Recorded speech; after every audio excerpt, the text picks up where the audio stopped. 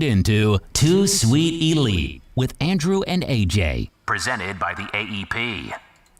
Welcome back, All Elite family, to another exciting edition of Too Sweet Elite, your favorite All Elite wrestling-related podcast with your boys, Big Match AJ, All Elite Andy. How you doing, AJ? We're fresh off of Double or Nothing, yet another pay-per-view. This is 2-year anniversary of one of the most exciting episodes of the podcast I think we ever did.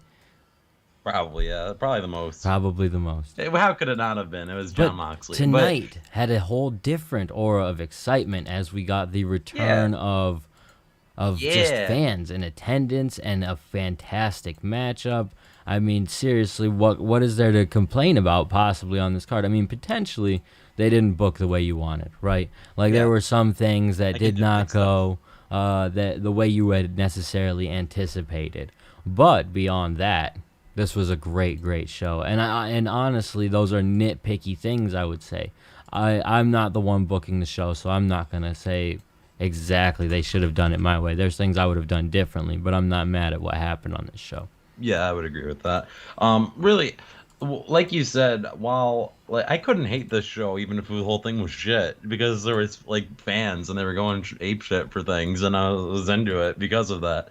There were definitely lukewarm parts of this show where I was thinking damn, if there weren't fans here, this would suck. But it didn't suck. It was okay at worst.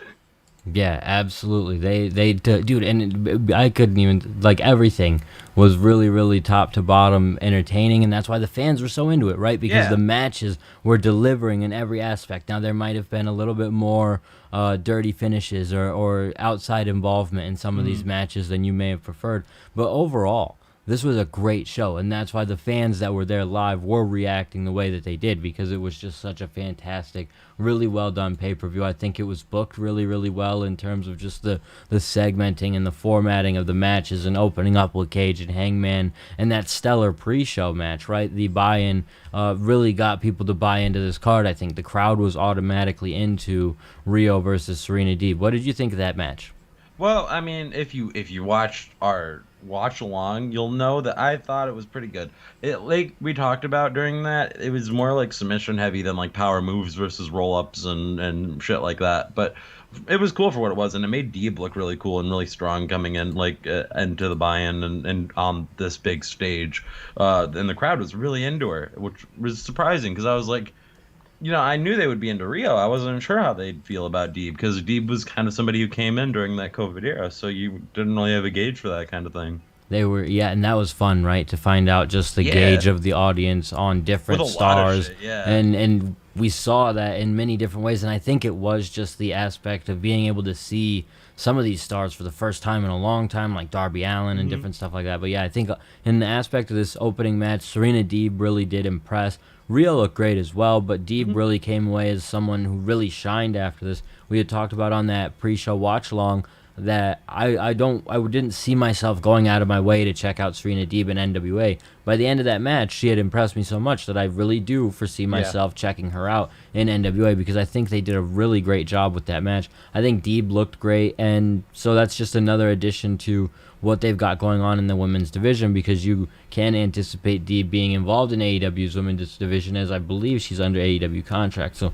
a great way to get people excited about the show. The crowd itself was really into that, and you knew from that moment going forward, this crowd really wasn't going to slow down, and they definitely didn't. We got right to Brian Cage versus Hangman Page, and this match was stellar. Both of these guys did a great job, a great way to open this show. They really believed in this match, huh? Yeah, they did, and you had mentioned in our previous episode of the podcast, they really have to deliver with that opening show. They can't deliver the way WWE did with WrestleMania on a bit of a lackluster note with a heel coming off with the victory. I think they heard that loud and clear. They knew that probably in watching that, and knew Hangman had to be the one to come out victorious. Yep. They put a lot of chips on the table for this guy, which is pun intended, you could say, but he delivered 100%, and Cage did too, to his credit. Oh yeah, this was I was seeing this match as the opener. I was damn, I really thought it would be the Young Bucks and Moxley and Kingston, or even the Inner Circle, because like Jericho always says, if he doesn't want to go on last, he wants to be on first. Well, he went on last, and He went that's on a bit last. controversial in and of itself, right? Yeah, we'll get there. But but this was a good pick, man, because they really delivered. Like you said, this was up and like if you're gonna kick off a full capacity show with any kind of match, and this was the right kind of match, man. Hangman's the Like, guy. I think yeah, like Hangman's if definitely anybody's the the guy. guy to like usher in, like, hey, we're back, because like people fucking love Hangman. I love Hangman. Who doesn't love Hangman?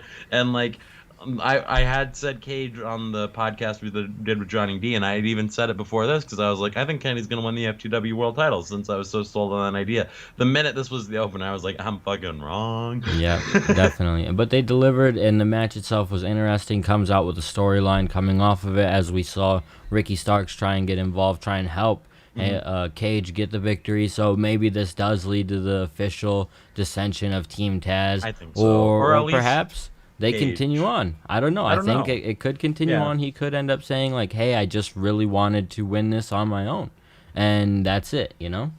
Yeah, yeah. I mean, like they could string it along more, but I feel like it's gonna kind of not This come. is I kind don't of think almost the tonight's breaking came to a point. head. Yeah, but like we're almost there, right? We gotta be. We like, cause like it seems like he pushed Hook. He was like ready to knock down Ricky Starks with the bad neck and everything, and he just barely didn't do all that. So I think he's ready to split off. I'm wondering what happens to the FTW title that I mentioned when he does split off. I wonder if they just beat the shit out of him and take it from him. I wonder if Hobbs takes it from him. I don't know. I wonder if it becomes utilized a little bit more prominently as they add Rampage, you know what I mean? Like they actually try to incorporate it. It could be something you could potentially do, especially if you just want to go with like badass versus badass type matches and just lay it on the line with maybe even no build. And the title's not defended all the time, but when it is, like, okay, this is something serious. UFC did something like this with the BMF title. It was not a real recognized title, but they were able to build a huge fight out of a championship essentially made up out of thin air. So AEW could do the same type of thing here. But yeah, Hangman Page winning makes a lot of sense. I think they did a good job with all the booking coming off of this. And then they go right into the Young Bucks versus John Moxley and Eddie Kingston. Another match I didn't necessarily anticipate being this early on the card, but it makes sense. Like the Bucks have that belief in themselves, I think, that they can really go at any point on the card and really just do what they want to do. And they did. And it was great because it was the Young Bucks. Fuck yeah, they won. My boys. I was worried for a minute there. Yeah, I mean, in the crowd, talk about the crowd being behind Eddie Kingston, the way they firmly were. I saw so many tweets on social media about this guy deserves this, and I'm so glad he's finally getting this opportunity, and I agree with those 1,000,000% and more. Yeah, that was great because it was like this is like the biggest crowd, one of the biggest crowds Eddie's probably been in, right? Like because like he's not like a, I mean I don't know if he's been to Japan or what, Maybe but he like got like a Hammerstein ballroom appearance in Ring of Honor or something like shit like that, but like which would be essentially the equivalent, probably, right? big And pay-per-view though, like big match feel. There was nothing that compared to this because this was like. This felt big time, and it was big time, and it was a great match. And Eddie and Mox made it very believable they could steal it from the Young Bucks because they weren't like afraid to fight dirty along with the Young Bucks. They weren't as blatantly abusing the rules like the Young Bucks were. But if one of them was like cornered, then they would kick the shit out of them together. And I liked that. I was like, that makes sense because these guys are like street fighters and they're not gonna fuck around. And I liked that a lot. So it made me feel like, oh man, they could like hit him low and like it wouldn't like be out of character because they're just like bad dudes. And the Young Bucks like taking it, that it makes sense to me. I feel like either way, like I said, this leads to them facing the Good Brothers next. Because they can't like, Carl got involved, and then I think Eddie attacked Luke Gallows or Doc Gallows, sorry. And so I feel like it's gonna happen one way or another because they I don't already think have they're going away. they already have faced off, but I think they will face off again down the line. Have they faced off on Impact or something? No, not on Impact. I think it was like an episode of Dynamite because I've heard it be mentioned that there was a Good Brothers versus Mox and Kingston match. Oh, And okay. it's one that I want to say was definitely on an episode of Dynamite, and it's just kind of slipping our minds. But yeah, it definitely has happened in the build-up of all of this, and will likely happen again, though I agree with you that it is something seems to be that they're building. And this match was great because they gave us the idea that it really could be Yeah. Mox and Kingston winning, and that's really all you could ask for in a match like this, right? And it was a kick-ass match because I mean I hate to say it, like the Young Bucks rule. They're really good at tag team matches. Like you can talk shit about the promos or whatever, but like when it comes to tag team wrestling, like there's nobody else who is fucking better right now. They're goddamn incredible, and Mox and Kingston are goddamn incredible. So like. Of course, this was going to be a great match, but I do want to point out it was a great match. It might have been the best match, like work rate on the card, in my opinion. You might be right, and they got a ton of time to deliver that, and they just deliver. It was something I said on social media shortly after the match. Like, the Young Bucks just deliver. Whenever they're in this position, no matter where they are on the card, no matter who they're facing, they deliver a great match, and even in some cases here, we saw just a different style from them than we might be generally used to seeing. Yeah, so I was really impressed with that match, and I'm really excited to see where they go from here with both of these teams. Yeah. And then Something's happening, right? Like this isn't going to be the end. They're not going to be like, "Well, the Elite beat us." Like, yeah, I don't think so. I mean, we might see something happen with them, but it definitely doesn't feel like the end of what they have going on. And they did a good job at just putting this match away. But we'll see how it continues. yeah, can we talk about also Kazarian being the Elite Hunter? What the fuck was that? Well, they've mentioned it. They've briefly Okay. mentioned it. What did you think about that? Talk about that for a second. I'm gonna take care of this background noise real quick. Okay. I don't have a problem with Kaz, but like I was fully expecting Kaz to like face Daniels because that's a cool match and it has a lot of history. I don't want to see Kaz being a bounty hunter mercenary fucking going after every elite member. That's stupid. Why would Kaz do that? Just because they broke up his team? Fucking cry harder, baby. Fight Daniels. It'll be cool. It is stupid, but I love it. I actually love it. Like It's for like Boba Fett. nah, all I could think of is like Game of Thrones and the girl, Arya. He's okay. Arya. He's out here. He's gonna say all the names of the elite every night before he goes to bed. He's gonna say Kenny Omega, Matt Jackson, Nick Jackson, Don Callis, Carl Anderson, Doc Gallows, over and over. And then Brandon Cutler. He's just gonna say their Brandon names Cutler, every night before he goes to bed until he kills them. And that's why he got Doc Gallows, or no, he got Carl Anderson, right? So. I, as someone who hates this stuff generally, loved every bit of it. Like when it happened, when he ran and did it for a split second, I was like, "This is stupid," and I hate this. And I was like, "No, I don't. I love this." I was like, "This is amazing." I don't know why, but I loved it. So I think it's a great gimmick for Kaz. We'll see if it comes around on me, because I don't know. We'll see. It's just so great for him to all the time be the one who's going to come out of nowhere and be the one who just screws up the elite, not to align with anyone, but simply because they took out Christopher Daniels, and he's going to go to sleep every night and say Nick Jackson, Matt Jackson, Kenny Omega, Carl Anderson, Doc Gallows, Brandon Cutler, Don Callis. It's going to be great. Oh, Nakazawa. Yeah, Nakazawa too. So let's talk about the Casino Battle Royale. This match... It ended amazing. This was the weakest one though, right? You thought? Like, I don't know. I thought like halfway into it, I was like, okay, we're on a steady track. But I thought like the first half, like we got some major confusion going on. Like even commentary was confused about like who was legal and who got eliminated and like why That they was a had tough a ring. spot. Especially with Big Show not really knowing that Hobbs was or was not eliminated. Yeah. Hobbs and Christian spending quite a bit of time outside of the ring. Just I didn't love that, especially with Hobbs then immediately coming back in with Christian to both of them get eliminated. At one point, 10 got eliminated. It felt Yeah, like and I don't really think he was early. supposed to. Yeah, it didn't feel like that was the point in time where he was supposed to get eliminated. Could be wrong there, but seemed a little strange. A lot of the eliminations seemed strange to me. For some reason, this match felt kind of rushed. I don't know if it's because you go from none to 5 to then what? Well, that's 10 after that. Like you're building up on so many people that eventually you have to get rid of some of them quicker than you might in a typical Royal Rumble scenario. And I kind of just wish that they would go to that type of match style I love that they do these type of battle royals, and I get not wanting to put everyone out there at once, and I also understand not wanting to just straight copy the WWE's Royal Rumble, but It works. it just works better that way. I think that I don't really know what, and maybe you do it in a way that WWE doesn't, where people just have an idea of a majority of the entrants beforehand, right? Like everyone selects their balls, you see it, you have like, because as a fan back in the day, I loved it when they did the tumbler, Yeah, and yeah. you saw like Eddie Guerrero one time steal Ric Flair's and stuff like that. Like I thought that was cool and a really neat thing. So do it in a way where it's like all presented, maybe on the Dynamite before, and everyone gets their number, everyone sees their number. You save the Joker, right? Because that's 21, and you could still do it in this casino fashion, and it's not this coming in suits, right? I What think I that would would be do cool.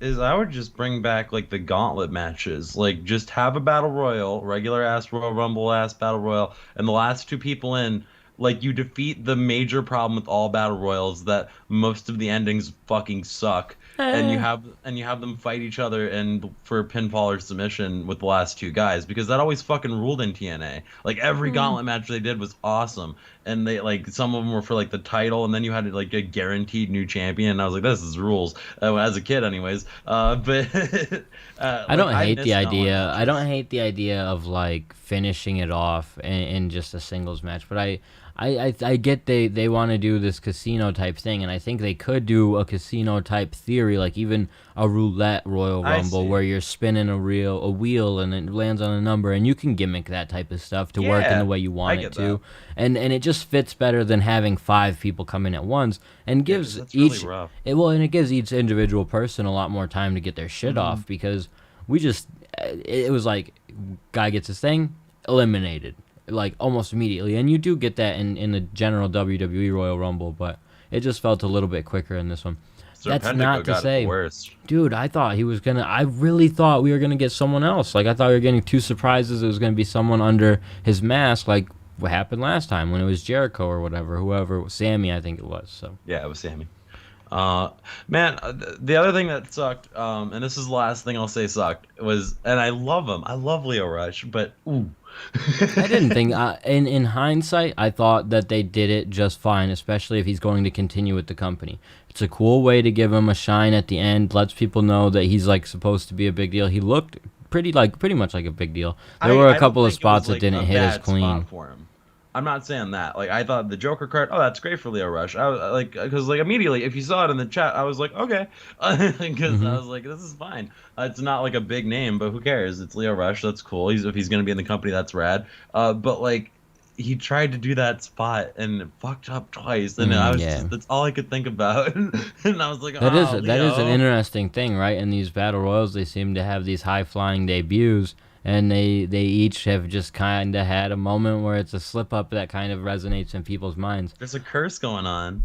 The I think that curse. Leo could be an amazing addition to the roster, and Oh yeah, really will be something that just adds an additional high flying, like amazing talent. Leo could be a star this time for next year, sure. thanks to AEW, similar to Darby Allin, and it won't surprise me at all. So I'm glad he got brought in. It makes sense. Even his elimination made sense to me as we got to the end of the match. Hmm. And the way they booked the final 5 and everything of this end of this match was honestly really, really great, really Yeah. smart. We had, what was it, Matt Hardy, Jungle Boy, Christian, and Isaiah Cassidy. Was there Yeah. another? I think Mark Quinn, but he got eliminated pretty quickly. Yeah, Mark Quinn was also there with Matt Hardy. So they kind of had the 3-on-2 advantage.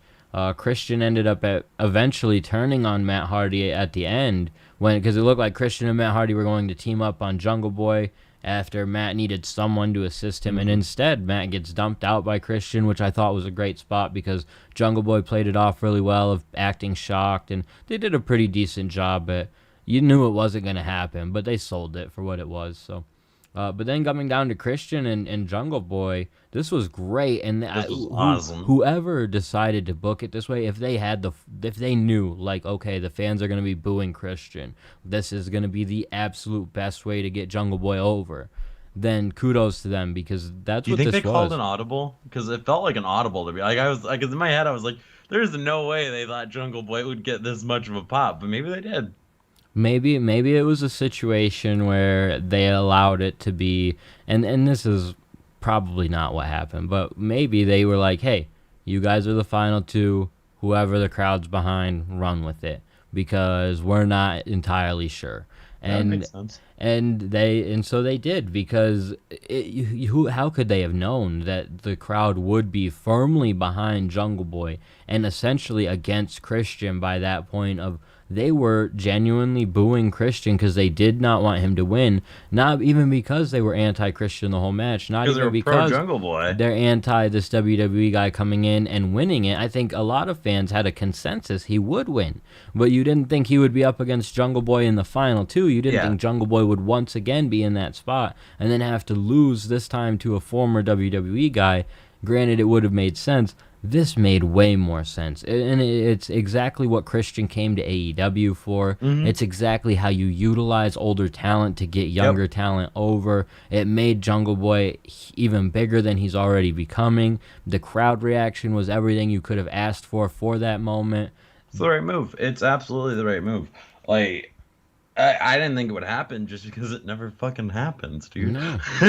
But it happened, and I was fucking losing my shit. That I was feel great. like we had to have called it in some fashion and immediately retracted it on the last podcast, because it's just such a thing that we do believe in him eventually getting that moment, but they kind of been, and it's good they've done it this way where they've teased it. They've given you this idea he can get a moment, but it's not coming yet, and it's still likely he's not going to win the title from Omega in 2 weeks, most likely, but it's going to be a freaking amazing match, and he has a great opportunity to have a great match with Kenny, so that's exciting. The match itself, it had its moments, and I think that we probably dwelled more on the negatives than we could have on the positives, because they did the nitpickiest one for me, though. I they promise. did deliver a really pretty good battle royal. I saw some fans even saying that this was their favorite battle royal AEW's done to this point. And when you have a finish like that, when you book a finish like that, it's easy to not really think about the fact that some of the stuff early on was clunky and some of the stuff could have been delivered a little bit better.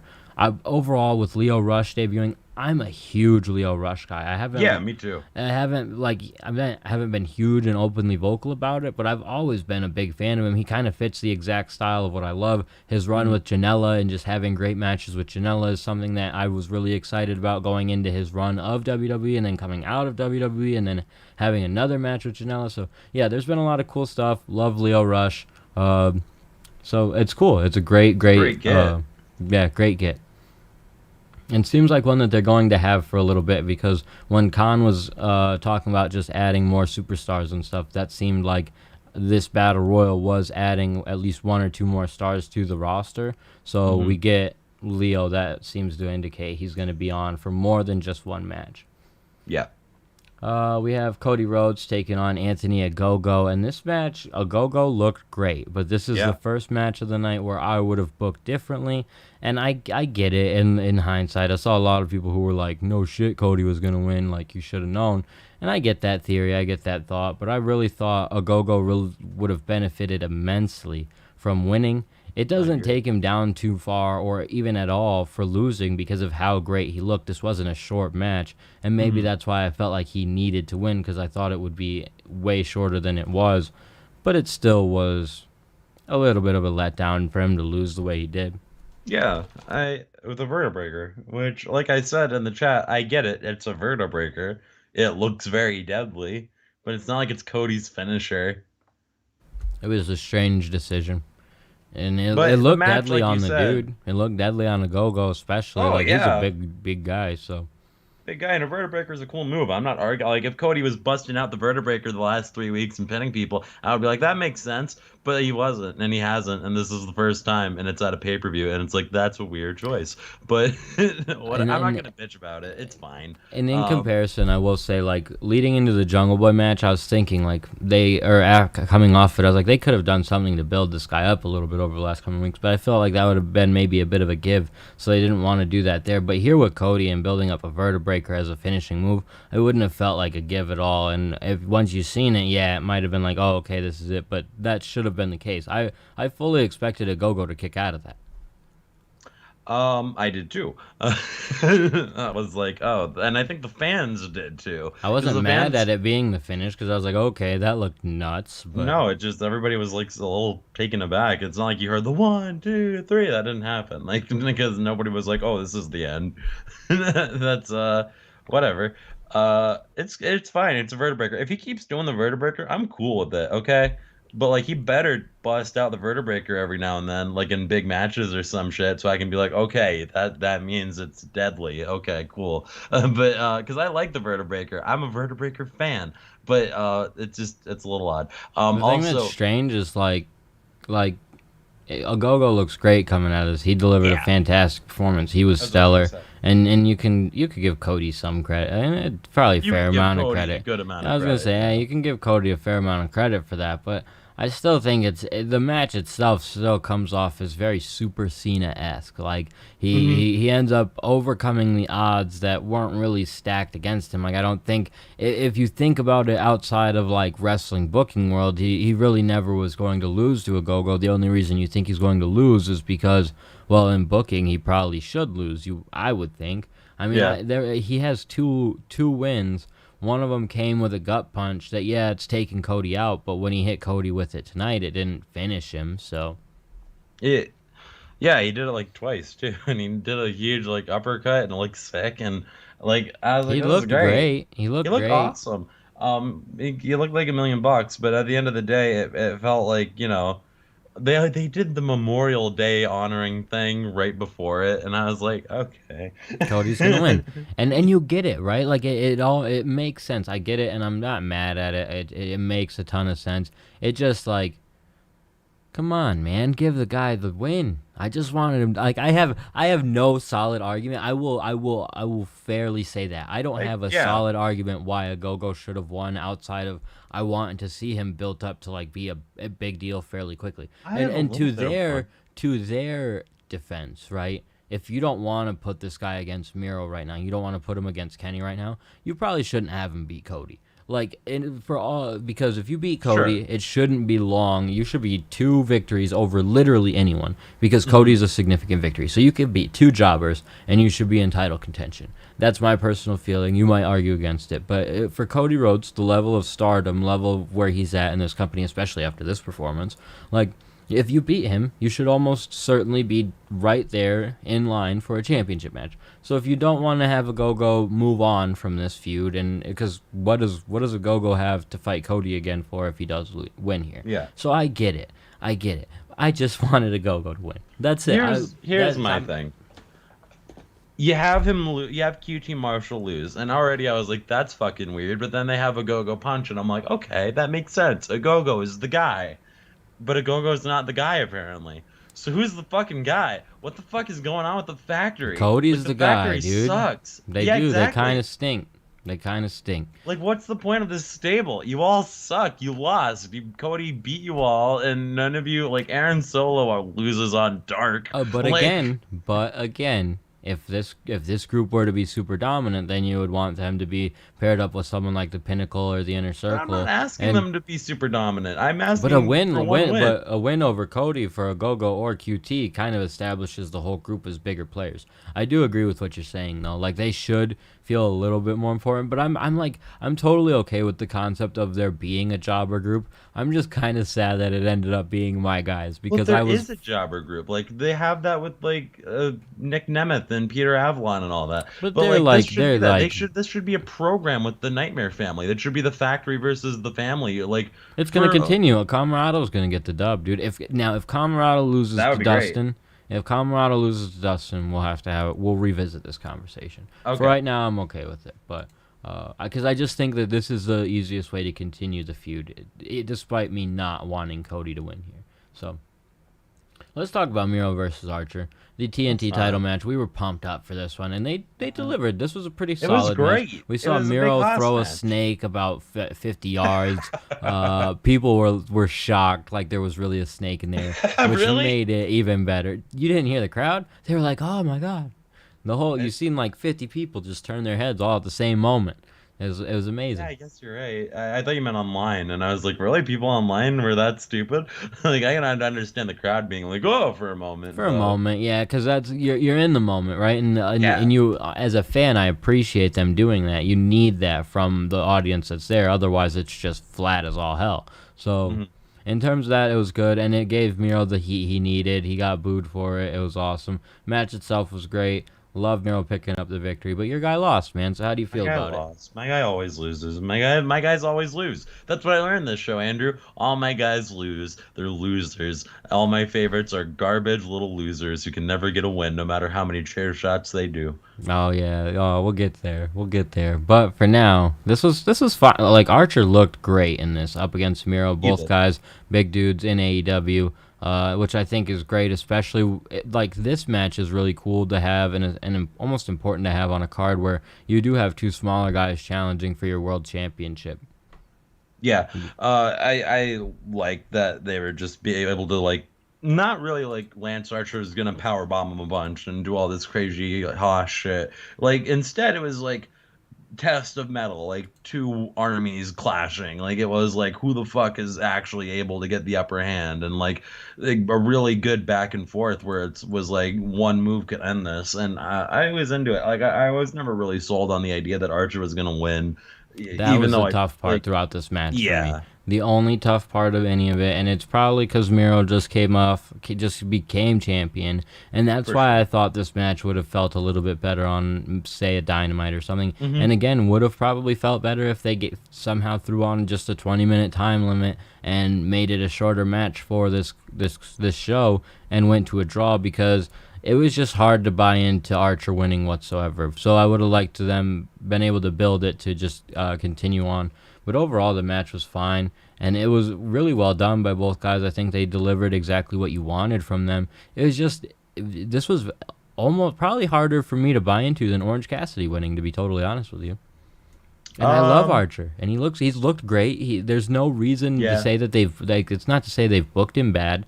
It's just that Miro really, really, really, of all the times we say it, and I've been wrong sometimes, plenty of times, but he could not afford to lose. Miro could Yeah. not afford to lose. I agree. I completely agree with that. So, I'm just upset. but they did good. They gave a good match, and I'm really curious to see where Miro goes from here. I think the idea of this was to really establish him as a monster champion. I think we might get from Miro some of the matches that I just am dying to see. The 30-second, 1.5 minute destruction matches where he's running through guys like I Dante don't think you Martin. are. No, because Dante kind of put up a fight.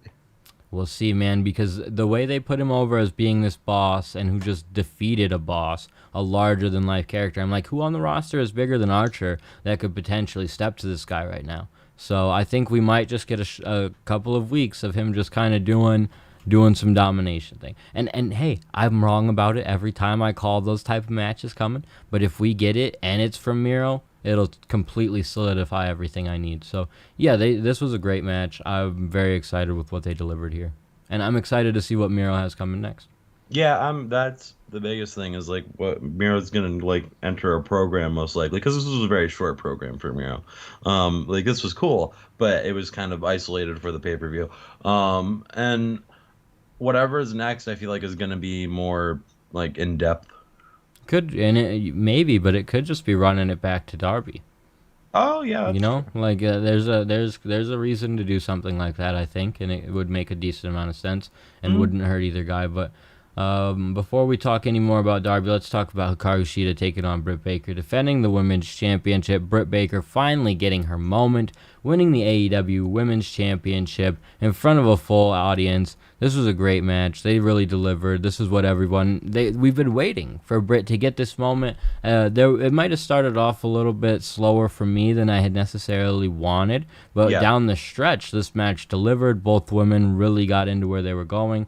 It was interesting. I think I would have maybe even preferred. We might have you might have said this, or I might have heard it on another podcast of just the idea of a double turn here where Sheeta gets to play more of a heel and Britt gets to play more of a face in this match, because I think it would have just came across a little bit better. They did great for what it was, though. I thought you were gonna say they did a little bit because Card like grabbed the nose and got the 4 count, and I was like, ooh, that would be cool, but that didn't happen. No, I didn't say it. You must have heard it on another podcast, because that would have been a great idea. But that's what I wanted. That's what I learned I wanted in the middle of the match. I didn't realize that until then.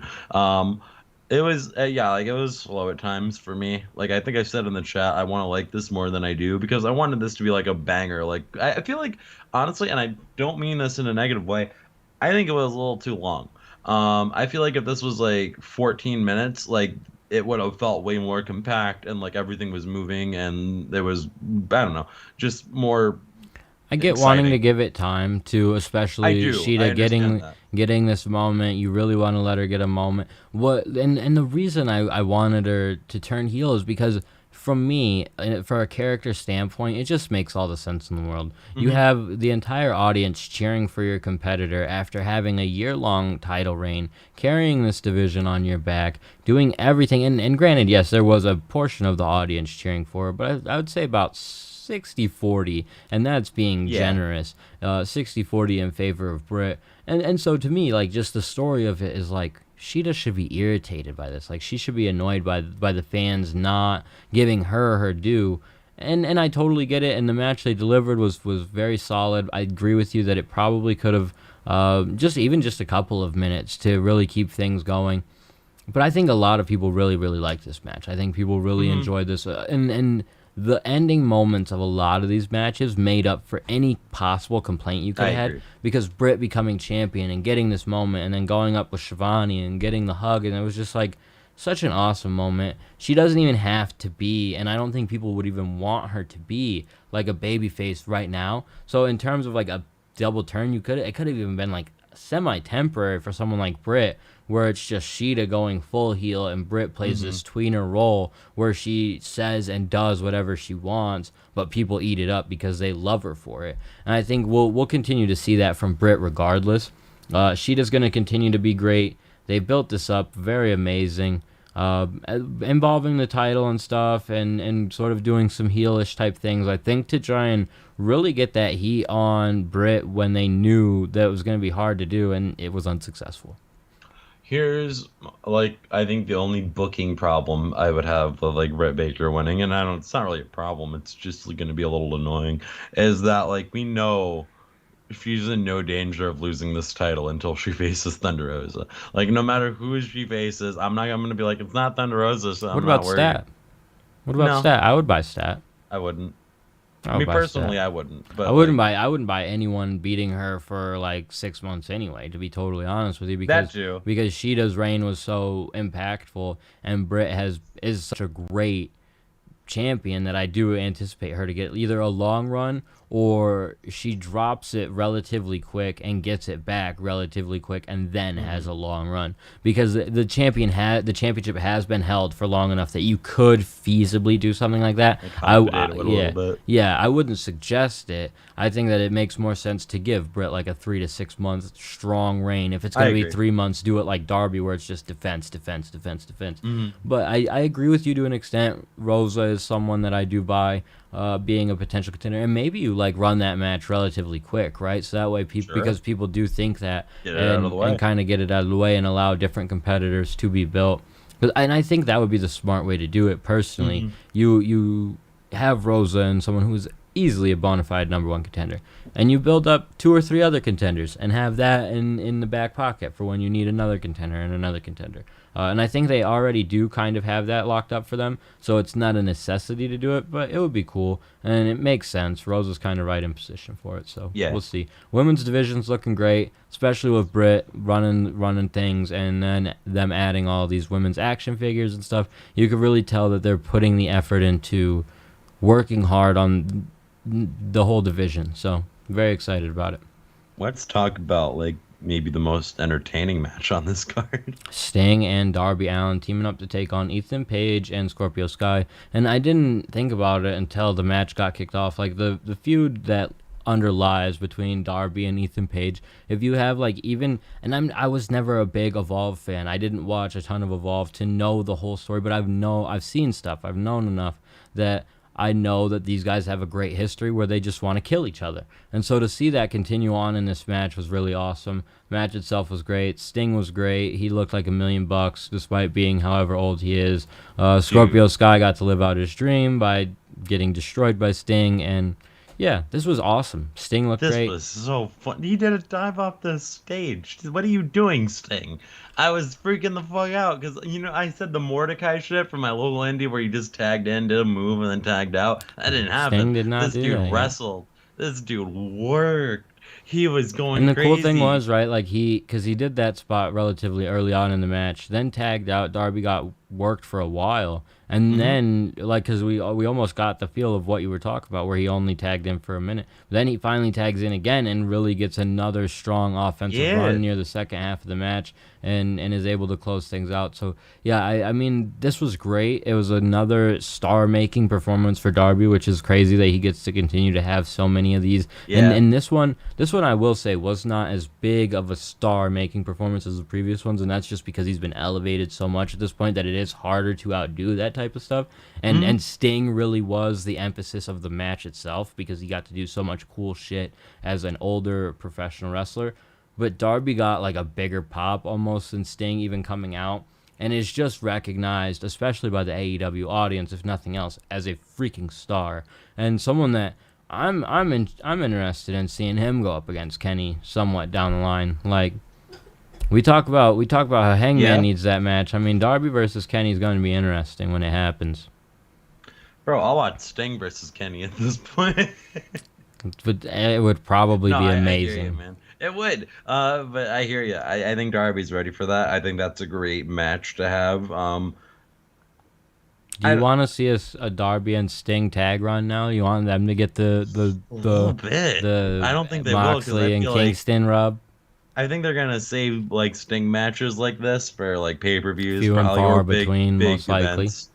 It is weird though because I just wonder what they do next with these guys, and that's what I love about AEW pay-per-views is we come off of them very much as like one book closed. Let's open the next one. It's very much almost cliffhanger-ish. Like we're not on the edge of our seats necessarily, but with every match, I'm like, what is going to happen with these guys going forward? Because Darby and Sting, like I could very much, especially if Sting was younger, see them going that route of allowing these two to just do a tag team run, getting imagine a feud with the Bucks in these two. Like it could become very interesting and compelling just right there, But is it possible? Is it something it could plausibly do? Especially because they do rankings and stuff like that. But hey, you never know. Stranger things have happened. They could. I think they could book it in a way where you get Darby and Sting taking on the Bucks. But yeah, they looked great. Scorp and Ethan Page potentially could be facing the Bucks down the line too because they were a great tag team. They looked solid. I like seeing them together. I really like seeing Ethan Page in AEW. I didn't think that I would, but I really, really do. And him tossing Darby into the crowd was awesome. That was crazy. Also, kicking off the match with Darby killing himself was cool too. Also, what popped me the hardest was not Sting diving or like winning with the catching the cutter. It was him taking off his shirt because the whole time I was like, "Are you gonna wrestle in a long sleeve shirt, dude? No, don't do that. I didn't want you to wear the t-shirt. I wanted you to wear the singlet and then show everybody you're cool." And then he takes off the shirt and he has the singlet on. And I'm like, "This fucking rules." Yep, they definitely delivered with that one, and the placement of that one on the card was really, really great as well. It was awesome the way they booked it, and yeah, there was some really cool stuff in here. So I think they did a great job. I'm very excited to see what both teams do next.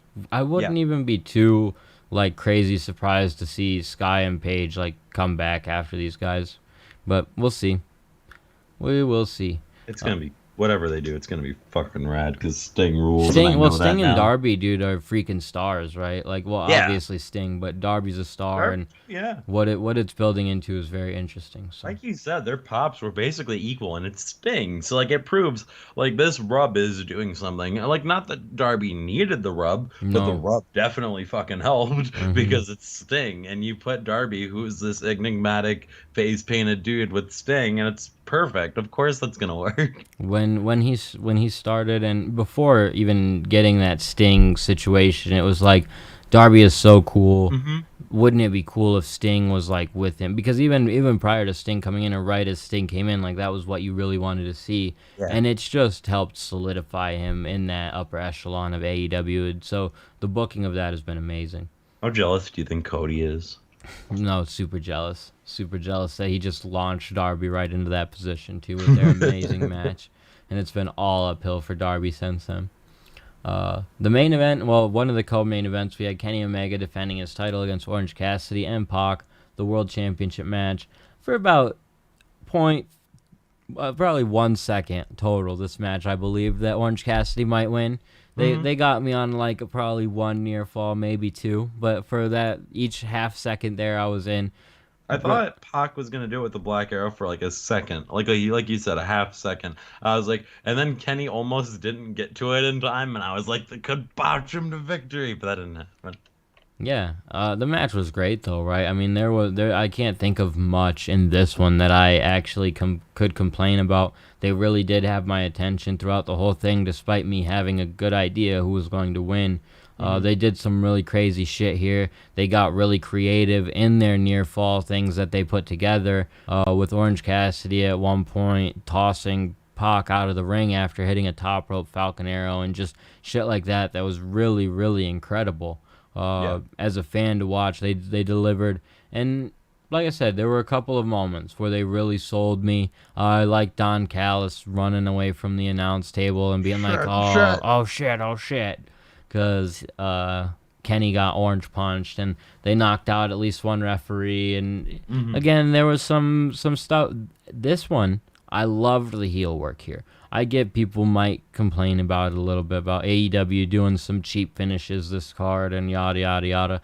This one, though, didn't you? This one was amazing because it got Kenny the heat that he absolutely needed. And it's not that it's not that he was maybe even necessarily being cheered more than OC, but this solidified the fans behind OC against Kenny, and it's what they wanted. And so it was great. I think it was smart booking.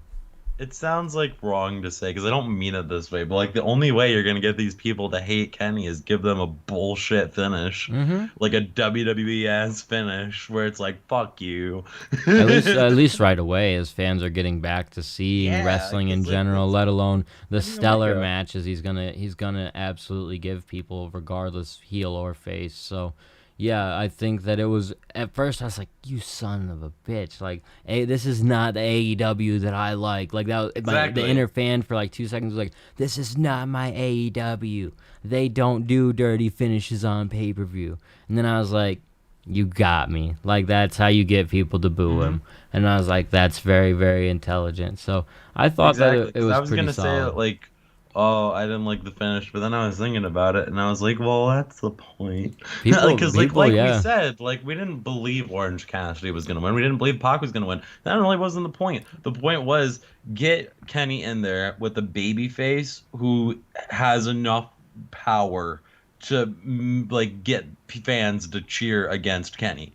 And that's Dude, I was not for a second mad when he won with the roll-up finish. I didn't bat an eye. I was like, this is AEW booking. I'm not even the slightest bit mad at this. Like, he caught Orange sleeping, essentially. Orange had him beat when the referee got pulled out. Like, he literally had the 3 count right there. That's cool in and of itself. Then you have him essentially have the 3 count, but Aubrey can't make it to the ring fast enough. So in terms of the finish at the end, it's like, yeah, this is how you book to maybe even another match down the line that people would want to see.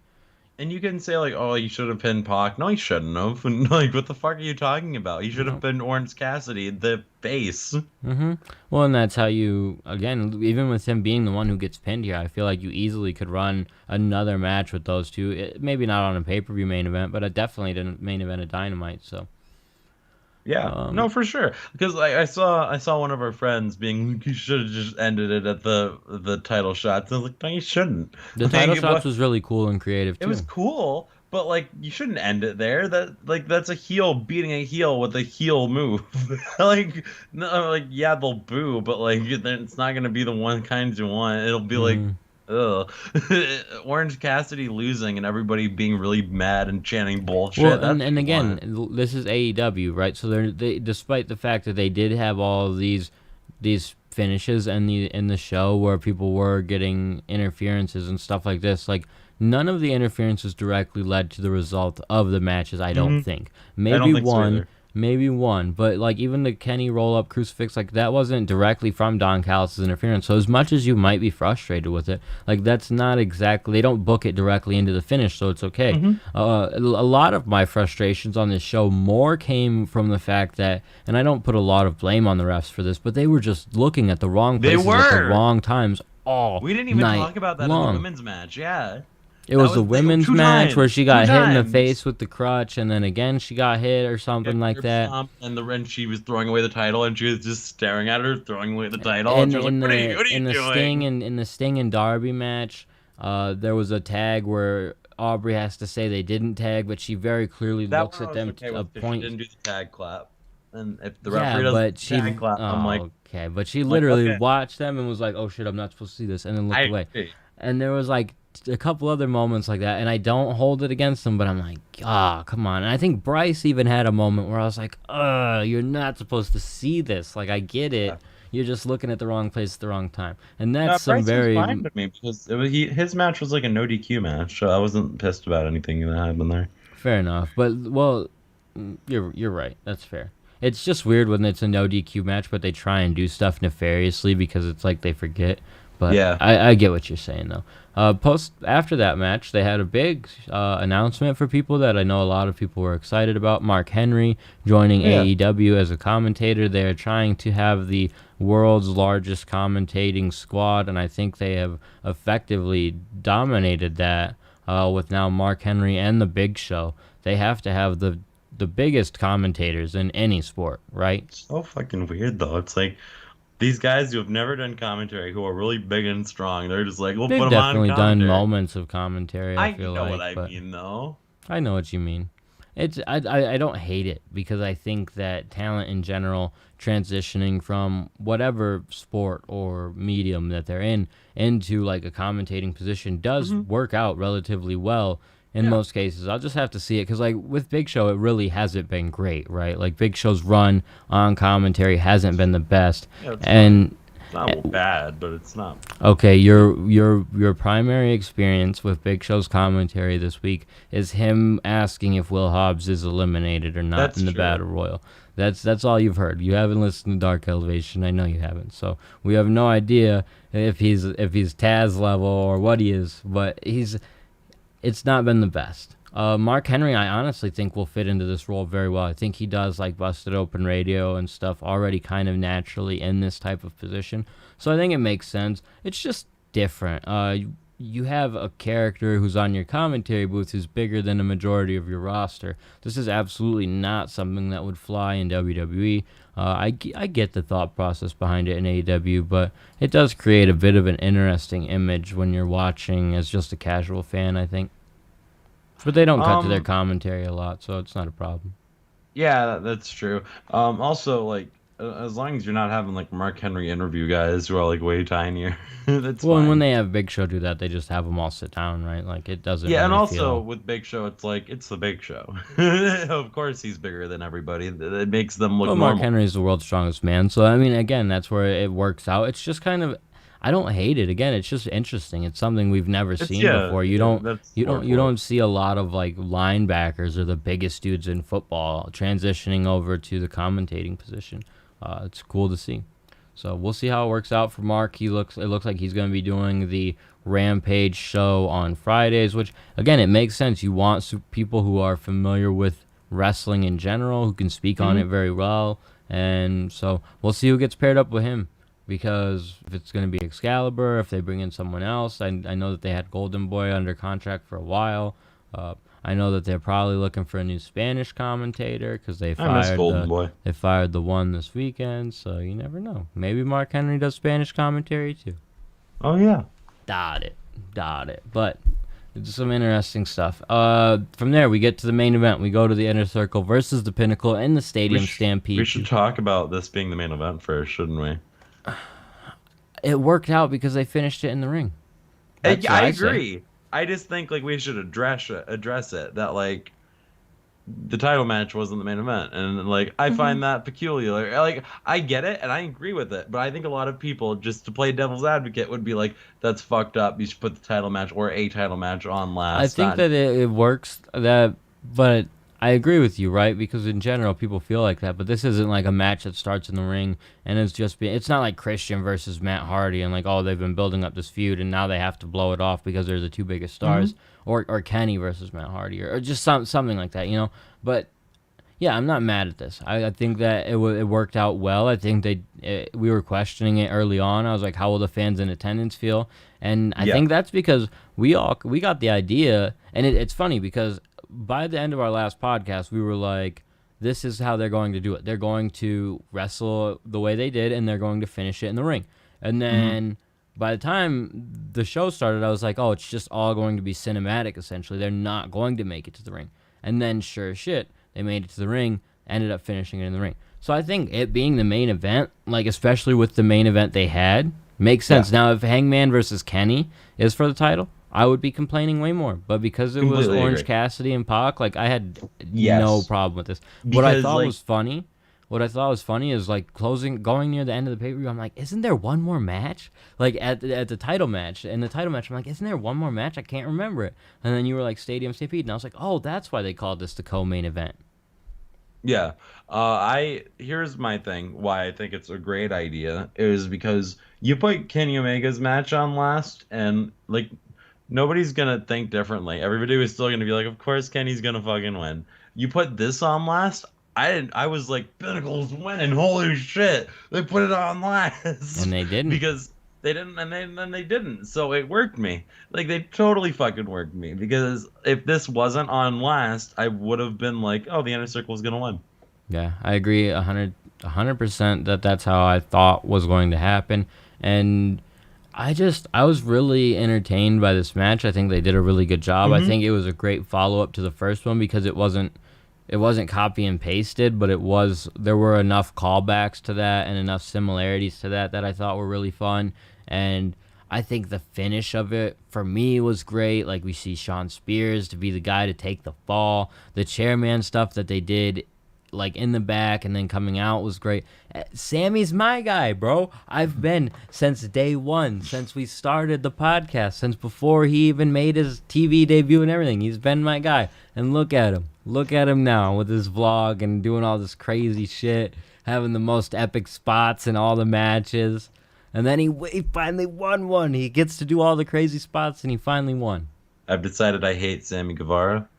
That's He's fine. my least favorite AEW. No, it's not true. That'd be a good gimmick, though. I was mad. I was really fucking mad, and I wasn't mad that the Inner Circle won. I wanted the Inner Circle to fucking win. Whatever. I kind of didn't. I'm not gonna lie. I really wanted to see the storyline, and either way, I was like, okay, it's gonna be cool. It's funny because eventually they will separate, and I will see the storyline, so I shouldn't be mad about it. But I did kind of want to just see what happens next. But it's better for Sammy that it's this way, right? He gets this big establishing victory before they ever disband, if they ever disband. Like, who knows whatever happens at this point? But yeah, like Sammy, he saved it. He saved the Inner Circle, and Shawn Spears fucking failed it by fucking. Now they need to kick him out. Kick him out of the Pinnacle. Fucking bolt cutters into your handcuffs like a fucking dumbass, and then not being able to pin him after hitting him with 2 fucking chair shots. Because he's like, oh, I'm not gonna hit him with the 3rd chair shot. I'm gonna put it in the fucking bottom rope. Because even at War Games, it didn't fucking work when I tried to do that again. So I'll do it a 3rd fucking time, and it'll definitely. Fucking idiot, dumbass, stupid people. Why the fuck can't he ever win? I just want to. Because he's a scrub, dude, and this was perfect.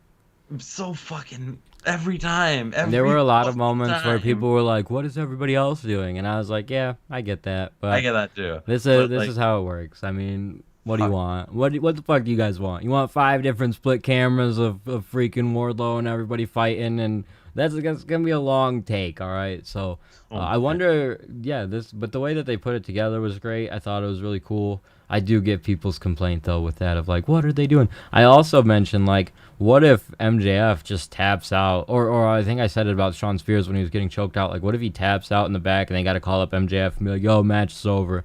Like, he did end up getting pinned, so I guess like they had to eventually let him know like, yo, dude.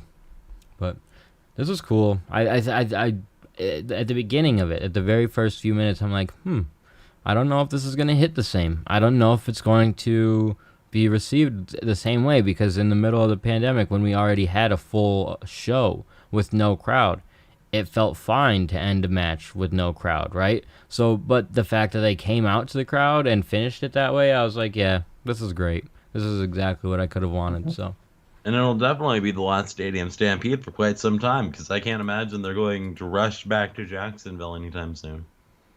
well, they're gonna be there for a couple more weeks, but you were right. Probably You know for what I mean? another Like, year. like when they're on the road, like it's probably gonna be like a year, yeah, the least. And I don't think in a year they're gonna be like definitely do it the third one. I think they're probably gonna wait. So I feel Well, like it's yeah, gonna be like at least 2 years. It could go either way, I will say, because on the one hand I agree, like they're probably not going to run another pay-per-view there. So, but maybe you do like a special, one of your TNT specials there next year, and you run the Stadium Stampede. The only reason I think that is because apparently Tony Khan had mentioned this in the interview he did with AEW Unrestricted. He talked about how the people within the NFL really, really popped for that. That's why we saw Urban Meyer and a couple other NFL people involved in it. Why I was thinking we might see Tim Tebow or other big NFL names, because that would have been on ESPN immediately and would have been huge publicity for them. I think that the Urban Meyer stuff probably will be what gets a lot of play tomorrow on social media, or on actually like ESPN and shit like that, which is very beneficial for AEW. I don't want it to be a yearly thing, because I don't want it to be like the special event, like WWE. Like every year they have TLC, every year they have Hell in a Cell here. Like I'd rather it be like, oh, it's been 2 years and like it hasn't This happened. feud And then feels it like happens, it and it's could like, benefit from this even. Yeah, because it now has this feel of like truly the end of a feud, right? Because I think that's how the Inner Circle versus the Elite really came to a close. Was that right? Maybe. I think so. I think that the Inner Circle kind of just had to leave them the fuck alone, because they finally lost at that match a year ago and kind of had to start doing other stuff. They might have continued to chase after Kenny a little bit, but I think it's been that long that. You're right. So, but like I don't know if this is gonna be the end of the feud, because like, and now it's 1-1, right? you're right, but you're probably right. It's probably not the end of the feud. I just feel like it's gonna. I don't think the feud is gonna be another big stable match. It's probably gonna be Jericho and Max. Yeah, or just like a dynamite of matches between the two. Oh, like a hustle show? That would be cool. That would be pretty interesting. But yeah, so they delivered a great pay-per-view. Have us leading up to a solid episode of Dynamite on Friday, which we will talk about on Tuesday. We will go over all of the Dynamite card on Tuesday morning, get that uploaded, get everybody listening to it by the evening. And yeah, so AEW has delivered 100%. We were calling for Daniel Bryan. I was calling for Daniel Bryan. I'm always wrong. This is maybe I put the super jinx on AEW, and every time I call for a major debut, it never happens. So Chicago, September, Punk's coming. St. Louis in November, Daniel Bryan's coming. Brock Lesnar, The Undertaker, John Cena, Sasha Banks, Okada, Bayley, Naito. Who else? Um, Stone Cold. Stone Cold, sure. He's gonna be Brian Pillman's manager. The Rock, yeah. The Rock versus Cody Rhodes. All right, that covers it. That gives us everyone who will debut by the next pay-per-view. I am pumped that the next pay-per-view is in Chicago in September. I'm pretty sure I'm gonna go to that. I feel like you are. I just kind of assume you are. Yeah, I like going to Chicago. The Chicago stuff is great, and AEW shows are the best. And seeing everyone and the fan fest and stuff from this one, I was like, dang, that looks like a blast. So, yep, I'm feeling the itch for it. Gotta make the effort for it. I was already looking at plane tickets earlier. So, yeah. Damn. Yes, sir. But we've talked about the pay-per-view. It was a very exciting pay-per-view. I do want to go on the record and apologize to any of our valuable listeners for talking about a women's casino battle royale that we misunderstood. Our boy Edmel, he was talking about how, and again, we might still be wrong, but apparently there's going to be one All Out in September. Yeah. So Tony Khan did say that in the podcast. I did listen to it. I misunderstood Edmel, thought that he was calling Double or Nothing All Out when he was talking about it. I thought he was misunderstood. And so everyone was all confused. Totally explains why the internet wasn't saying anything about this casino battle royal, because it's not for 3 more months. But yeah, that will be fun when that happens. But wanted to apologize for that. Now that we got that done, AJ, let him know where to find you, and then I'll tell him where to find us and when we'll be back. You can follow me on Instagram and Twitter at AJ the Fitzy. And as always, you can find me on Twitter at 2SweetElite. You can find me on Instagram at Andrew Kazir. You can read any of my fun articles at WrestleJoy talking about shining a light on AEW Dark and the wonderful superstars on that product. And we will be back on Tuesday with the podcast. You can find us on Twitter at All Elite Podcast. We're on YouTube at youtube.com/All Elite Podcast. If you're watching us there, make sure you smash that subscribe button, brother. We appreciate everybody for tuning in and supporting the podcast each and every week. We'll be back on Tuesday with another episode running down next week's Dynamite. Until then, that's all.